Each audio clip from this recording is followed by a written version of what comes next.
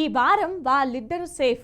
Big boss season 9 లో 4 వారాలకు గాను 4 హౌస్ నుంచి ఎలిమినేట్ అయ్యారు. ఇక ఈ వారం ఎవరు ఎలిమినేట్ అవుతారు, అసలు ఎవరెవరు సోమవారం నామినేషన్స్ లోకి వచ్చారు అనేది ఆసక్తిగా మారింది. ఈ వారం రాము రాథోడ్ కెప్టెన్ కాబట్టి అతను తప్ప అందరూ నామినేషన్స్ లో ఉన్నారంటూ బిగ్ బాస్ ట్విస్ట్ ఇచ్చాడు. బిగ్ బాస్ అందరినీ బెడ్ పై ఎక్కి ఎవరు చివరి వరకు బెడ్ పై నిలబెడతారో వారు ఇమ్యూనిటీ పొందుతారని వాళ్ళలో వాళ్ళకే గొడవ పెట్టేశాడు.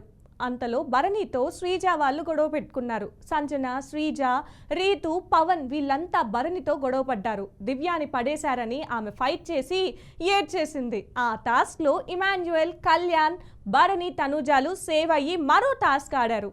నీరు, నిప్పు, గాలి అంటూ మరో ఇమ్యూనిటీ టాస్క్ ఆడించాడు బిగ్ బాస్. ఈ టాస్క్ లో చివరిగా ఇమాన్యుయల్ విజేతగా నిలవడంతో కెప్టెన్ రాము, ఇమ్ము ఇద్దరు తప్పితే మిగిలిన వాళ్ళంతా ఈ వారం నామినేషన్ లో ఉన్నట్లుగా తెలుస్తుంది.